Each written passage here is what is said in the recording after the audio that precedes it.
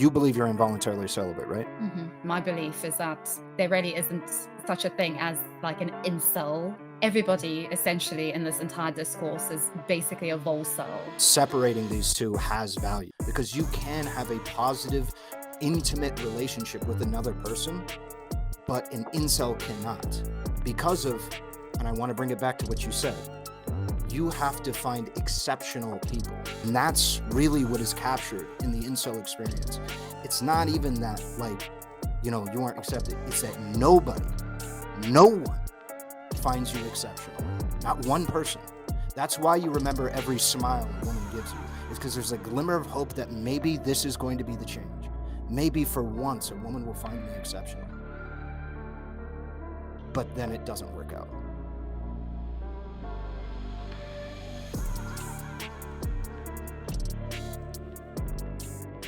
I felt like over the videos that you made regarding femcels and insoles, it seems like you have an opinion that they are very similar in lived experience and stuff like that. Can you tell me in your mind what's the real differences between an incel and a femcel? Or I believe you also sometimes use incel for women as well, and you don't separate the two. For instance, you've called yourself an incel. Is there a difference in lived experience between male incels and female incels?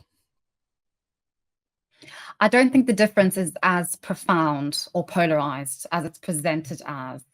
I think men and women have a lot more in common than they do otherwise. And I think we're so fixated on the 10% of things that distinguish us that we forget about all the commonalities in terms of experience, in terms of anxiety, social anxiety, the issues that we can face, etc.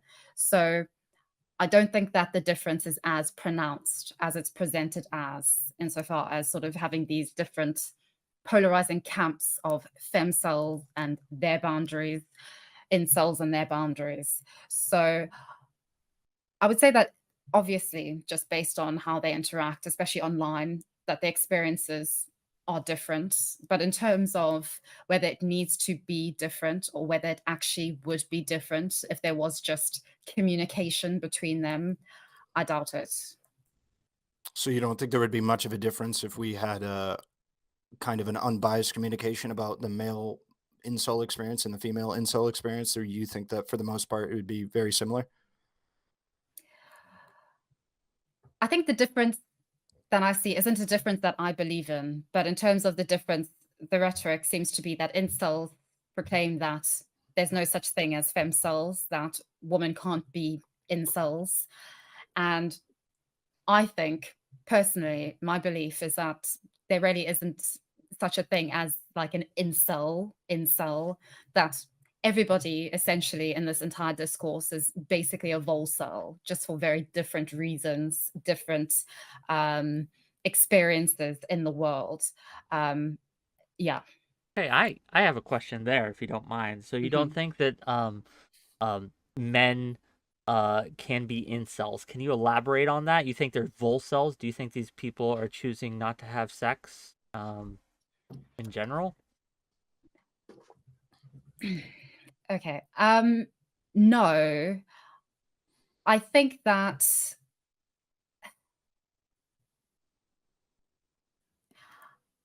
the issue that I find with incels and with this entire conversation is that there's a lot of projecting of excuses and explanations onto everybody else except oneself in terms of things that one is dealing with. I'm not saying that, you're responsible and that it's your fault if you can't get laid. I think it's just a lot more complex than just that. There seems to be this entire narrative around inceldom that essentially you can, if you get laid and if you have sex, suddenly all your problems are going to be solved, or that ultimately you're somehow going to get a different result if you just sit on Tinder and try to get laid that way, even though the odds are definitely not in your favor. I think that in that sense, in terms of actually looking at oneself and thinking, what can I do in order to build my esteem, build my confidence, and actually reflect on, what potentially I could do, what potentially may be wrong or misplaced with how I'm approaching the world, how I'm approaching women or men. There isn't enough of that or a lot of that relative to the, I think, critique, and in most cases, a valid critique of modern life, of modern interactions. But in terms of getting beyond that critique to actual action, I think that's definitely lacking, especially when it comes to one's own self. So yeah. Does that answer your question, Wick? Because Kind I'll of. continue. Kind Okay, of. so maybe I could try with a tangible example of my real world experience, because I would consider myself growing up to have been an incel. And the Mhm, reason why is because when I was like 15 years old, I had very poor like social intelligence. Like I didn't really mm, know what people wanted from me. And I mhm, had very bad social skills, like ability to get people to like me. So I kind of pretty mhm, much just had my friends and then everybody else, right? mhm, Not very, it was very difficult for me to make friends, which makes it mhm, very difficult to start relationships. So I mhm, actually had women that were interested in me. I just couldn't perceive it. Like I mhm, didn't, it wasn't something in my world, my field of view. mhm. Um, so would you consider somebody that has an inability, like they're trying, but they haven't, because I was trying, I had an inability to be able to perceive when women were interested in me. And I had an inability to like kind of approach women and become friendly, which for the most part is going to be how a lot of relationships start when you're like younger, is going to be like friendly kind of conversation in between classes and stuff like that. Um, because I had those inabilities, would I count as an incel in your mind? Yes and no, in the same way that I would consider my particular situation that I relayed in my last video about this to be involuntarily celibate. Mhm. It's something that is involuntary. I mean, who wants to be socially anxious? Who wants to be sort of Correct. a social pariah in that sense? Nobody, realistically. And who wants to feel sexually stunted? Again, nobody. So I would say that it's involuntary in that sense. But insofar as it being something that you can address, it's very difficult, very challenging. Likely nobody and society isn't going to help you along the way in terms Mhm. of facing sort of 99% rejection and awful experiences in order to get to that sort of 1% of experiences that may be positive. I would say that in that regard, there is something voluntary about it. Uh, and I think that it's making that step towards sort of seeing, okay, what can I do? And also that reckoning with yourself about the issues which you face, the issues which you experience with yourself, with your anxiety, or in my case, my stuntedness, things that I can't really, nothing will change if I just reconcile myself to my stuntedness, or you reconcile yourself to your anxiety and your Mhm. social issues, say. Um, there has to be a reckoning, a self-reckoning. And so in that So, sense, I would say there is an element of voluntary, o so let's something say voluntary in to that. so let's say in the example, because I agree with you, and it's earlier why earlier in my life, I wasn't, like, of the mentality that you spoke to previously about, like, blaming the world. I recognized I had social problems. I recognized that I needed to improve them, and so I Mhm, tried to socialize more to improve mm, them, primarily more recently. And so I understand and I agree with you that there's people that take a separate route with that. mm, If I am taking the steps forward to try and improve my social circumstances, so I'm taking agency for my mm, issues, would I then be considered an incel fully? Because I understand that when you're where you're drawing the voluntary bit is that I could put in labor that would no longer make myself an incel. But as long as I'm trying my best and doing everything I can at that moment, is it like, do I still have that voluntary factor? Because I'm taking the steps needed and doing the best that I can do. but I'm still not there yet because it's a process. It takes time, energy. Exactly. That's the thing. It takes a lot of time. And I think especially now, there is this sort of, with a lot of incel rhetoric, there's this sense of urgency, especially with young men. And I get it. Okay. I mean, who doesn't want to have sex, especially when you're young and vibrant and all you can think about is sex? I get it. But at the same time, sort of the world and the context in which we live is really not like it was 50 years ago, in which there really was that prospect of actually just going to a dance hall, meeting a girl, and sort of the deal of a sort of courtship in a particular amount of time, leading to a very clear sort of aspect of marriage or what have you, was sort of set in stone. Everybody sort of knew the deal. Now things are a lot more complex, a lot more different, and things are happening a lot later, Can we be especially more with regards to specific women. with that? Like you mentioned that things are different and more complex, et cetera, et cetera, et cetera. But in your opinion, what's fundamentally changed between then and now?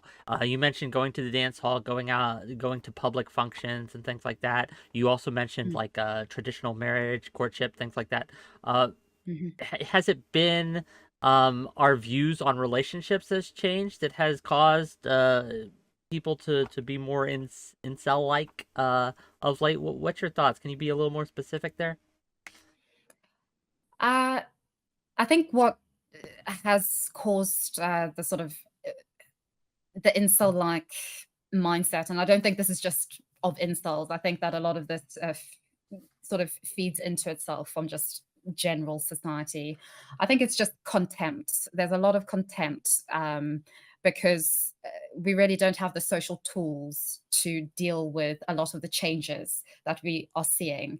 Examples being primarily the liberation of women's integration into the modern workforce and sort of dominating in modern life in a way that has never been seen before. And I think that in terms of the resources which men have to reckon with that, there really aren't any sufficiently. I think a lot of rhetoric around men's rights and around sort of the male or masculine identity is very negative or shut down or ignored or ridiculed.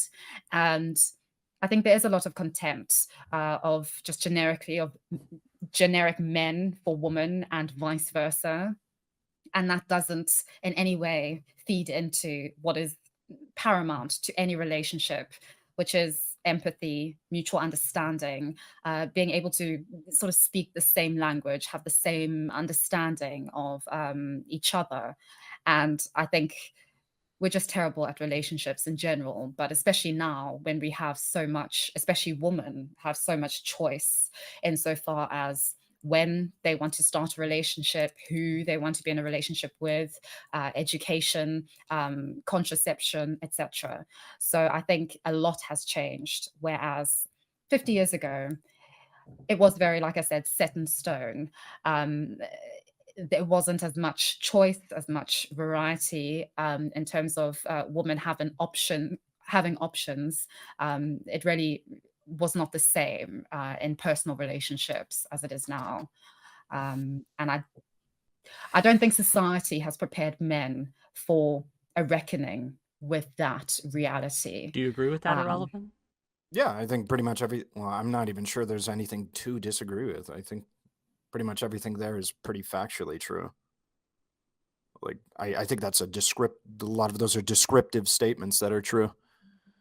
One thing I will say is you're talking about when you talk about the bounty of options that women have, are you talking about in relation to what they used to have?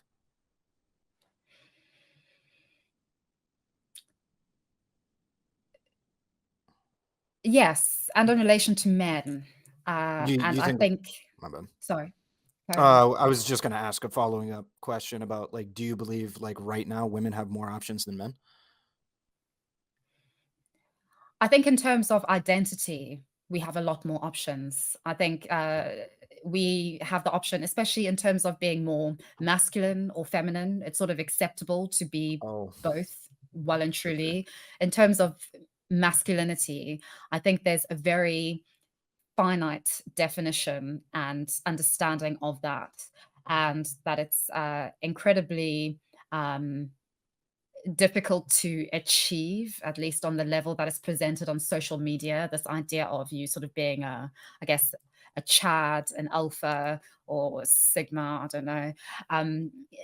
It's sort of very much sort of this idealization of, I think, sort of a very small pool, minority of men, and somehow you have to achieve that. And if you don't, then your life is either doomed or you're just going to have to settle, which is the worst thing for both You, men and women now. so you're So saying that's the incel ideology, or do you believe that's the reality?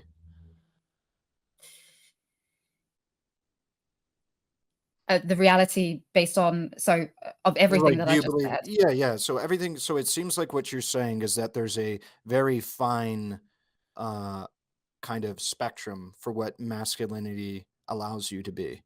Like, it's not very Yes, broad. All right. yes, And it yes. I'd say seems like, generally. okay. And you seem, correct me if I'm wrong, that there's a broader scope of what you can do as a woman and fit within that. It seems like is what you're saying. Yes, Okay. yes. And I don't necessarily associate anything terribly. Well, I think it's a bit of a double-edged sword because, variety is always in theory good, but when it comes to it's difficult to navigate, especially when you don't really have the tools for it. And uh, when everybody's competing with each other. I think we can just see that with sort of the conflicts between trad wives or trad women and the modern woman. Feminists are in disarray all the time. Sort of the options of when to have children, if to get married or not to get married, everything.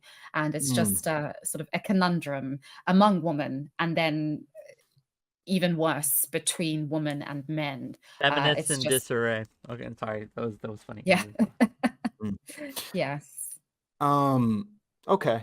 So I guess then off of that, because I'm not sure if based on how you've described it, I'm leaning towards it. It's not really something that I've thought about, is the array at which women are still defined as women. I haven't thought of it in like a versus, like one over the other, which one's allowed to be whatever. I've thought about like the scope of masculinity and the scope of femininity, but never like Mm. against each other, which one is allowed, which one's a broader spectrum or a scope they're allowed to do.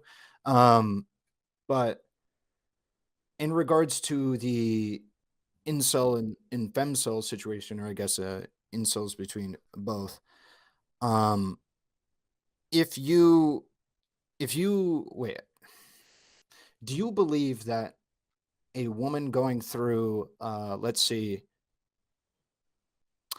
usually when I'm talking about incels, I'm talking about labor, the amount of labor that it takes to be able to, have sexual activity. That's the difference between an incel and a volcel. So an example might be that, do you believe somebody's an incel if all they have to do is put gas in their car, drive to the next neighborhood, and they can have sex?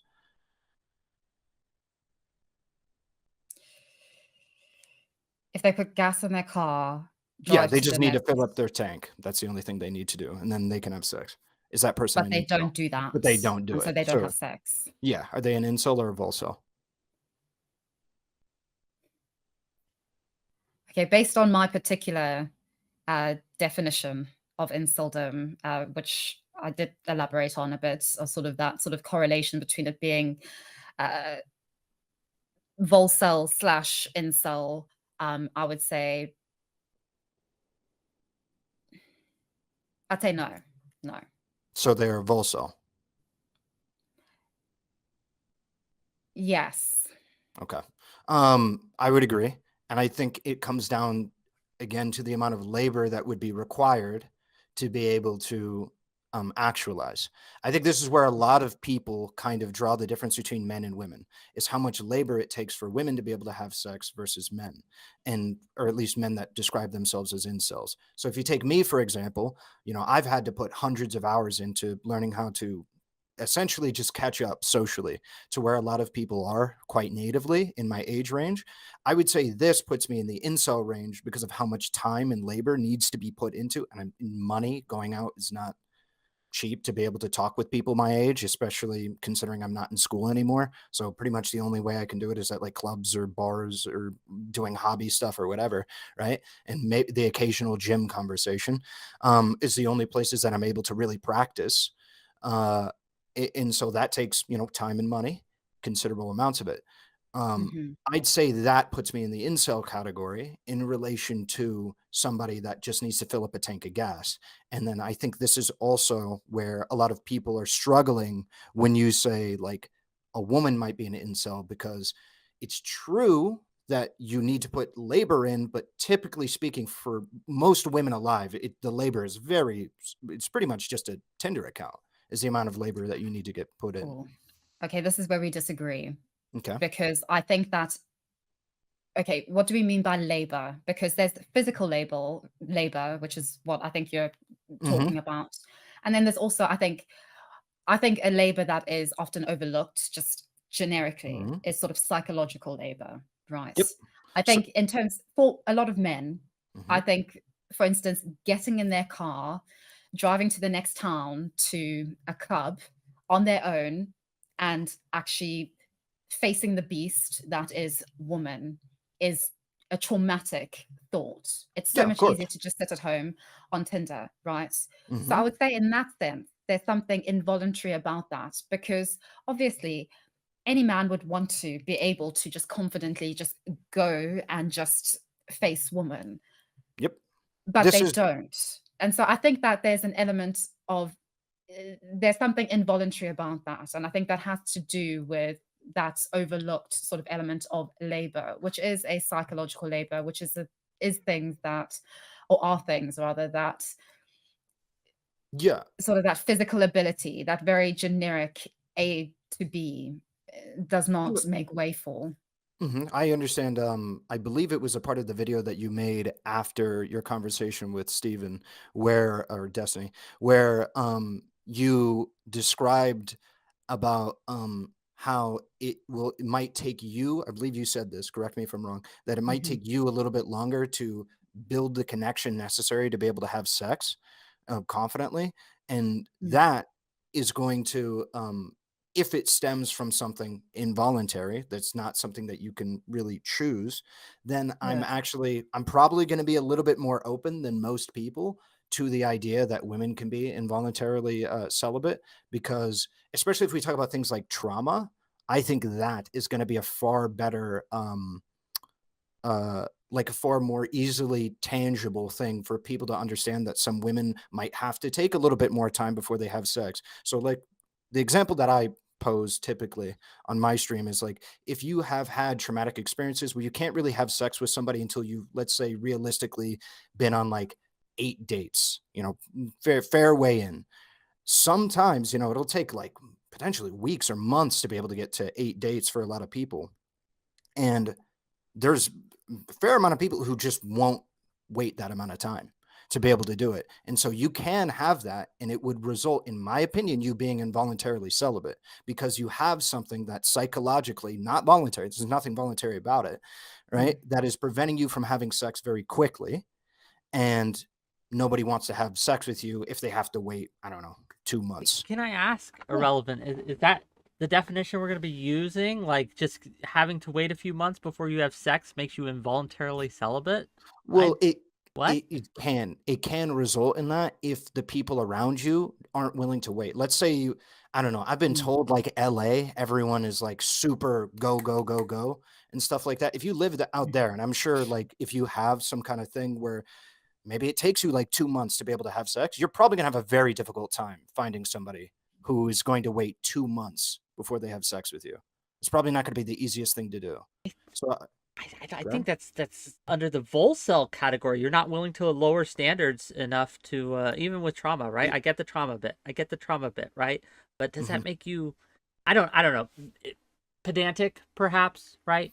Well, no, But I I just think probably most people, maybe most people would see it your way, but my whole thing is I'm more open because I don't think that's a voluntary thing. If you're gonna have a traumatic Mhm. response, there's nothing voluntary about that, and it's not like you can just choose to not do it. So therefore, I think it would count as involuntary, hmm. right? No, You I know, understand. I yeah, yeah, yeah, you understand. I didn't get that. choose.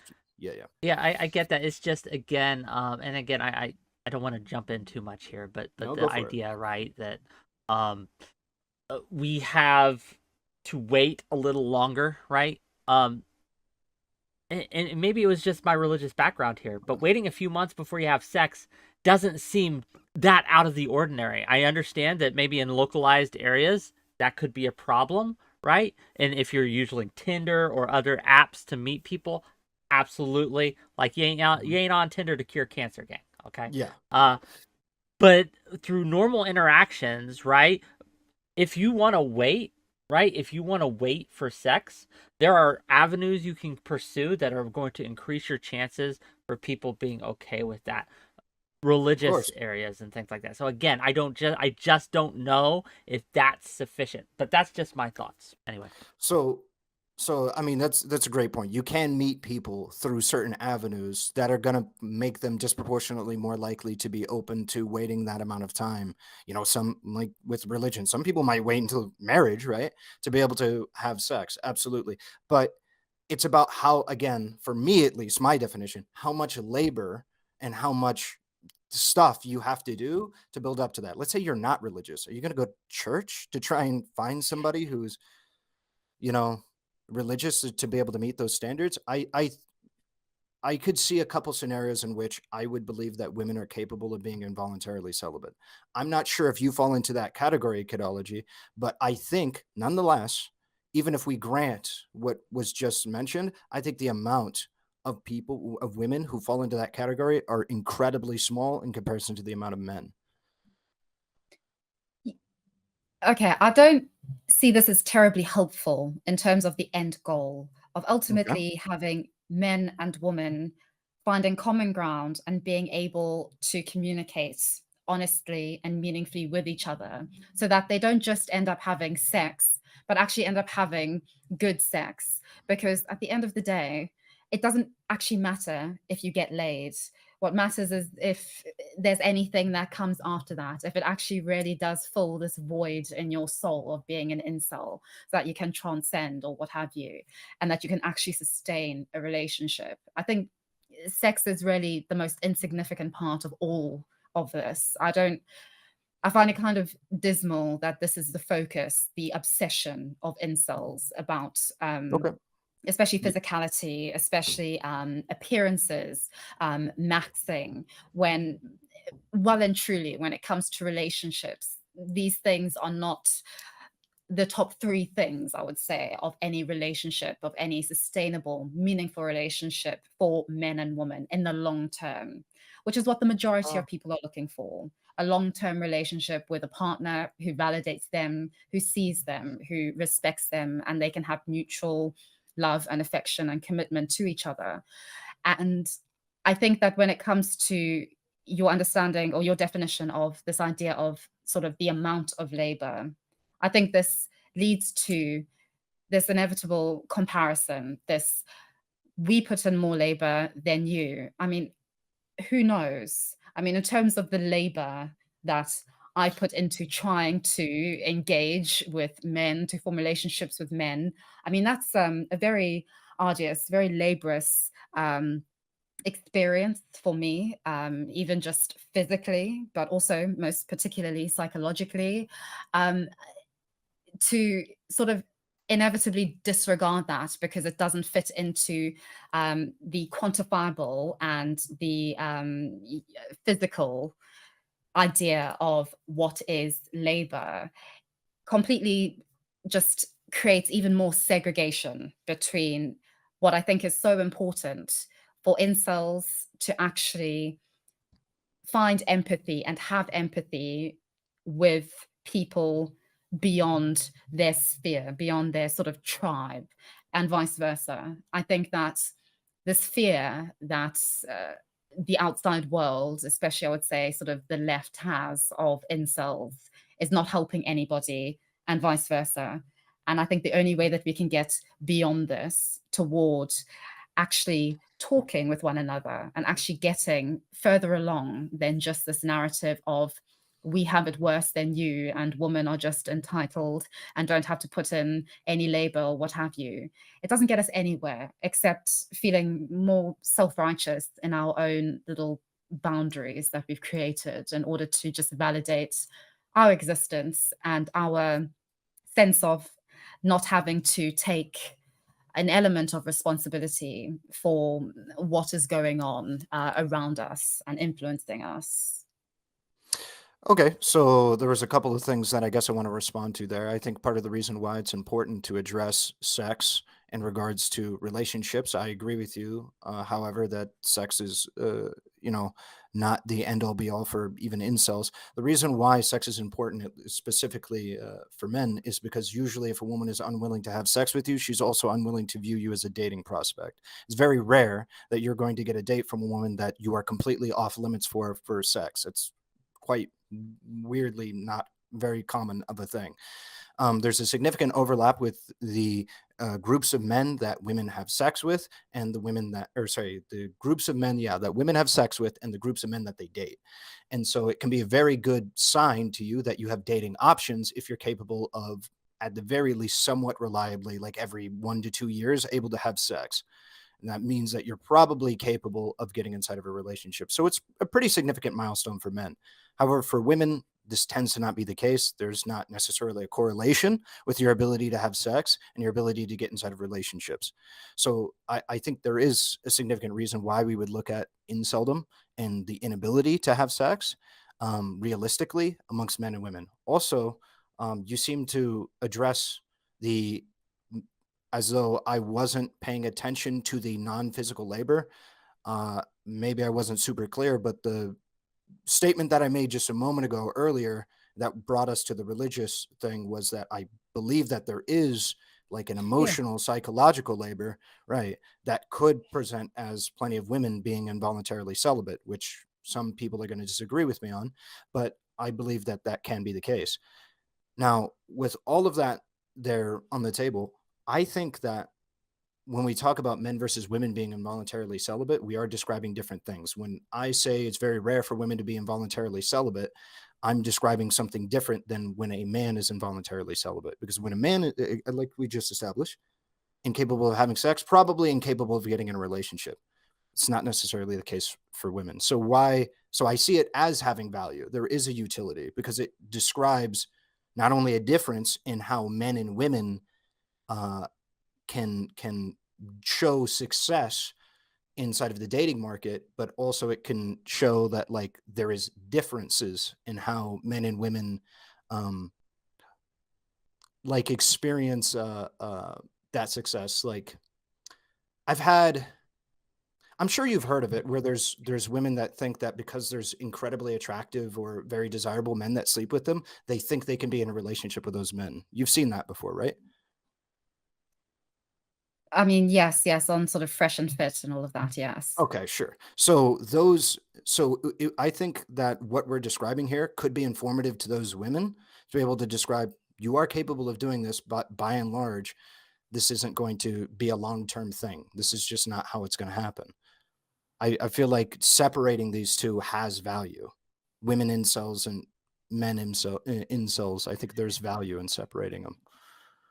Yes, I think it has value to an extent. I think that, for instance, what you say, I think a lot of it is informed, especially for women, by cultural factors, long-term historical cultural factors, such as this idea that if women have a lot of sex, they're sluts, that they're undesirable, which definitely feeds into a lot of ideas about women now and women's sexuality and promiscuity now. So I wouldn't say that it's necessarily, I wouldn't say that the data for this is sort of distinct from cultural factors and expectations of men versus women with regards to sexuality. I think there's just this assumption by all of society that men are just sexually hungry and that all they want is just sex. And that's sort of why, You mentioned So I think, you mentioned earlier, Kidology, about how women have more options in how they present and the roles they're able to take on, things like that. They have a lot more options in how, whether they be feminine, masculine, things like that. Do you think that this is the case here as well, where men are culturally seen as hungry, sexually hungry, right? And if they are not seen as sexually hungry, they are not men, right? Do you think that these things are correlated at all? Yes, yes, that's a good way of putting it. Yes, I would definitely say that. And I think that that feeds into also sort of the I don't know, I sort of have situations sometimes where I think because there is quite a lot of general social hostility to sort of seeing men as anything but sort of sexual hungry demons. When you sort of show a man affection, I find that, for instance, recently I just smiled at a man on my doorstep and he Mistake. thought that it was an invitation to come in and that we were going to have sex. And so I think that's sort of this element of men and women not being able to actually interact with each other just as friends or Can I just, ask you about know, that basic situation? respect. Did that Sorry. so I'm sorry, I don't mean to interrupt, but so is this a true story? You smiled at a man who was at Yes. your doorstep. You gave him a smile, and so he came in and thought you guys were gonna have sex. Yes. Can you elaborate Well, on that? you know, Like, what do you feel comfortable elaborating on this? Because this is wild to me. oh yes. Oh yes, it's fine. I mean, it didn't scare me or anything. It was fine. I think a lot of these things get sorted out by just being honest and just talking about them honestly. But yes, I was just on my doorstep. I because of my schedule, sometimes I find myself that I walk Sure. and then see the same person. And if I see the same person more than sort of like once a week, I'll like smile at them, say hello, whatever. And so I think he got this impression that because I'd sort of smiled at him and said hello to him for the last, I guess, 2 weeks, that this was his chance. So it led to him just coming up the steps and trying to start conversation, just coming in. And yes, it was cleared up quite easily. I just said, you know, well, you know, goodbye. It's nice seeing you. And I just shut my door. But I do think that it makes me sort of realize that for a lot of men, and just what I read even on Reddit, they're so starved of people actually just being nice to them just because they want to be nice to them, because they actually think, you know, you are a nice person, you have, you know, a nice face, what have you, without it being sort of perceived as sexual or necessarily having to be sexual. And I think that speaks more so to, I think, the socialization and just the positive reinforcements of young men as individuals rather than anything else. But yeah, I mean, I didn't feel unsafe or anything. I mean, it was a matter of just clearing it up. And then it was like, oh, But he okay. was, He to was be clear, quite embarrassed. he was clear and like, hey, you smiled at me, so you want to bang? Like, Yes, yeah, he thought that we were, okay. he thought that this was I was an just asking how invitation. you knew what he So, was thinking. That's all. Anyway, go on. so, and the interaction that you described, I mean, do you not think that it's a little bit valuable to at least show or make the distinction that there might be some men who, let me put it this way. Do you think the average guy is going to be able to have an interaction like that where he's going to smile at a woman neighbor and then she's going to come over and then be down to clown? I think there's just a lack generally of men interacting with women without there being this sort of assumption or this sort of idea of some kind of sexual tension or sexual aspect or sexual potential to that dynamic or that interaction. And I think that hinders a lot of men in terms of actually befriending women and being friends with women, I which then completely can agree. result in the kind of socialization that could actually really benefit in terms of actual leading to that sexual interaction with a particular woman that you may want to. So yes, Yeah.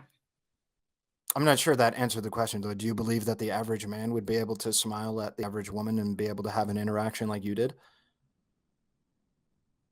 Have an interaction. Like where in which the woman would be down to fuck. Like the average man. Well, I don't think the average man. I, I think in terms of this hookup culture, it's very much a thing of a very small group of people. It's not the majority experience at all. Um, hmm so I wouldn't say then. I wouldn't say that the average man. Uh, no, no. Essentially, what I'm trying to get at is, do you think that there's certain behavior that women can do? And like you spoke about, and I know exactly what you're talking about, and I felt it. I remember every compliment any woman has ever given me that is earnest, because it is Hmm. so incredibly rare.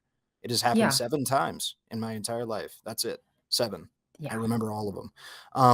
However, I think that uh, when it comes to the reverse, I don't think you would have the same response, or people would have the same response. So I'm just trying to describe, and I think a lot of people get caught up on this, because when we're talking about incels and volcels and, women and men, I don't think almost any man is going to have an interaction like what you had, where, if you were the man and the other person was the woman.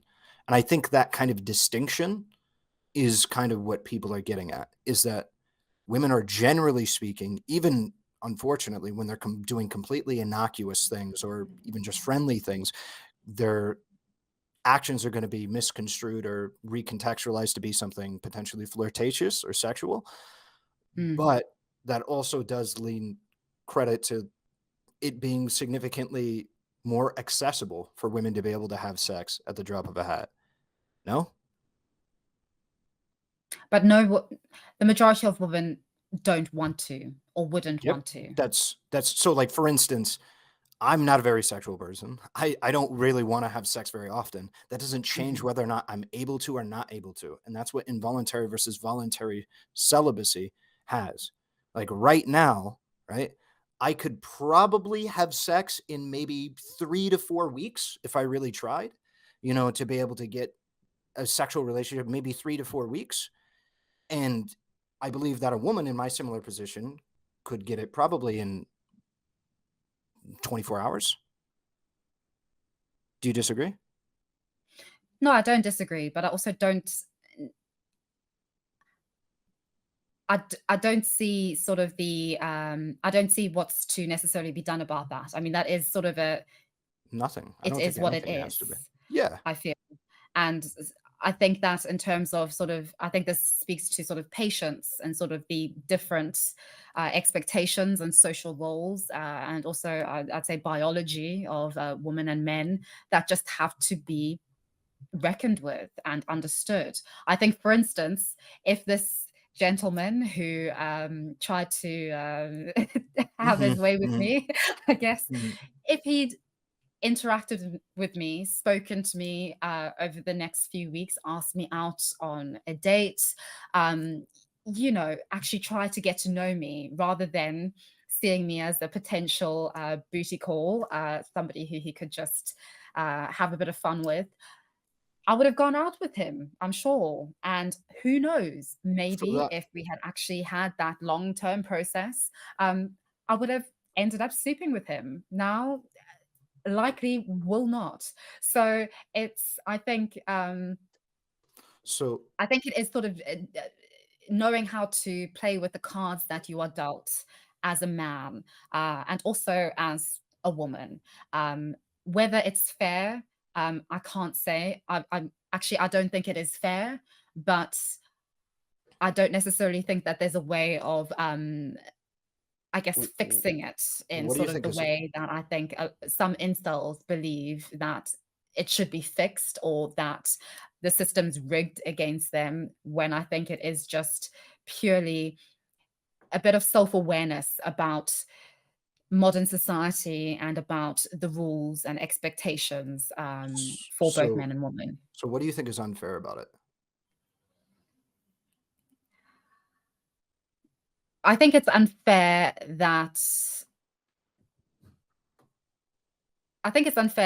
I would say most men are really deprived of the kind of I think, means of actually forming connections, especially with women, of actually being able to interact with women without being seen as a nuisance to those women, or without skepticism of their intentions. I think it's unfair that that there isn't a lot of empathy, I think, for men when it comes to the difficulties of actually somehow needing to understand women, but having absolutely no access to information about that, at least information that is actually valuable and realistic, aside from pornography and I guess the internet and other very angry young men.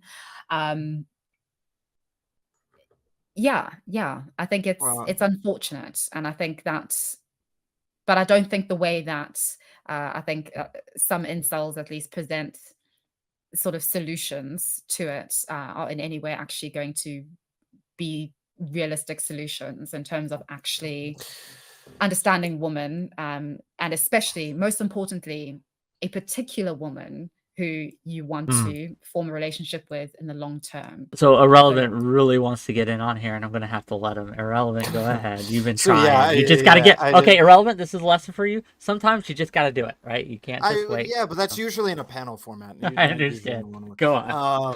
Okay, but so this was kind of something that I took away from the video that you had done post your conversation with Steven that has kind of sat with me, and it was one of the newer things that I wanted to address.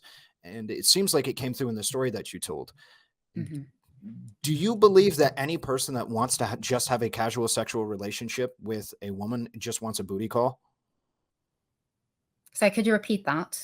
Any man that wants a casual sexual relationship with a woman, are they just like, do they just want a booty call, or can you genuinely care about a person but also not want a serious relationship with a person?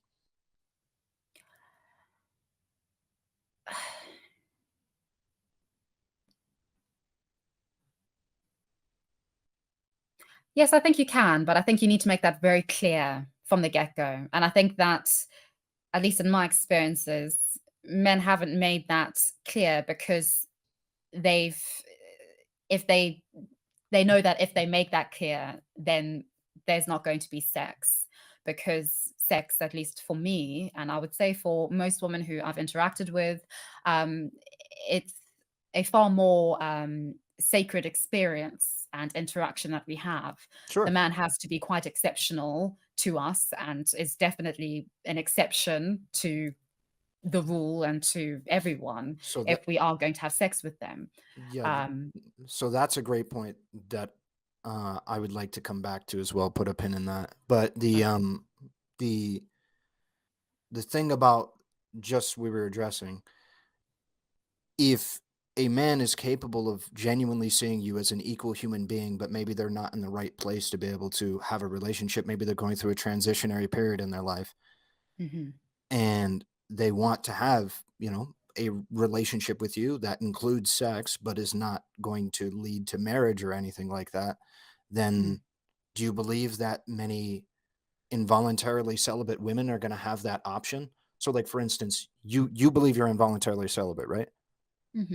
Okay. Do you believe that you could find a guy who genuinely cares about you, but is not in a place right now where in which they want a long-term relationship with you and will have sex with you?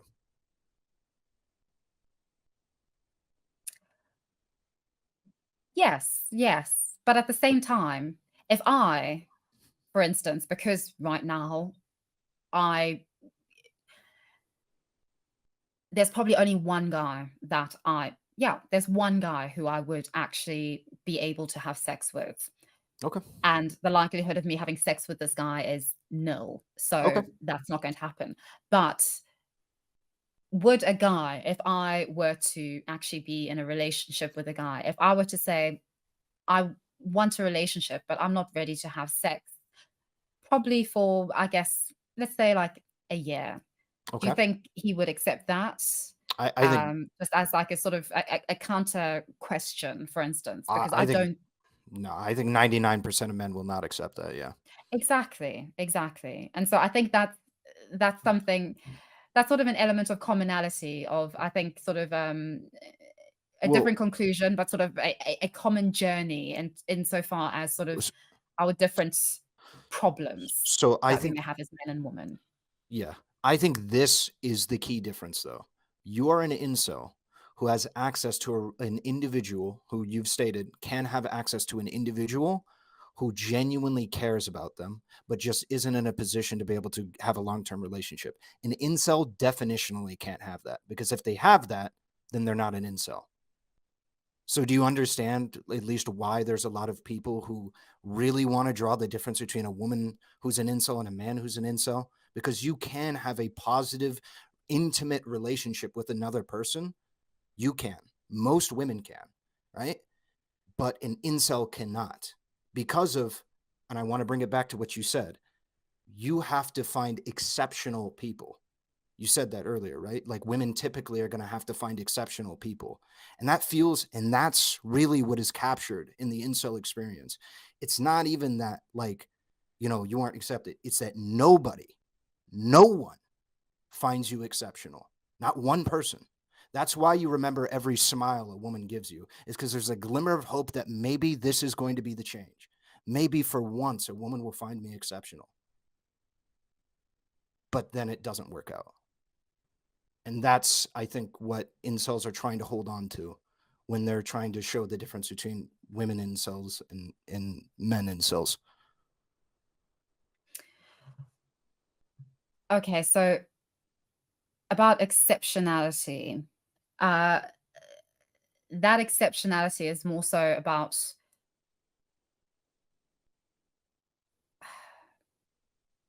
for me, it doesn't hold as much weight, I think, as it does for sort of the incel experience. This idea of sort of somebody being exceptional is more so just a guy who I'm friends with, who I've been able to formulate a relationship with as a friend, that they are Mm-hmm. exceptional. And therefore, I feel a lot more comfortable with them, and Yep. therefore I'm more likely to have sex with them because we've established that I have distinguished them from all other men in the Mm-hmm. world, right? They are individuals. I think that's all I mean by being exceptional, as opposed to, I think, with incels, I think in order to get to that point of actually having sex, you have to be able to actually individualize individualize human beings. You have to find a woman who is not woman. You have to stop catering to these caricatures, to these um, hyperbolic notions of woman. And I think that is, you've lost before you've even started playing the game Two when it things. comes to that. Two things. One, I'm not sure I understood what you just said. Could you please rephrase that? I'm like an individual who's not an individual. Are you saying, and this is what I think you said, and please correct me if I'm wrong, is that incels, male incels, see women as caricatures rather than as individuals, and so they can't identify with that. Is that close, or? Yes, basically. And I think that's the problem. If you can't perceive the other exceptionally, if you can't interact with the other, that is woman, as sort of exceptions, actually take the time, a lot of patience, a lot of effort, a lot of rejection, a lot of insecurities and issues in order to try and individualize a woman out of the herd of women, then sort of expecting that exceptionality and that sort of exceptional response back, it's not going to happen.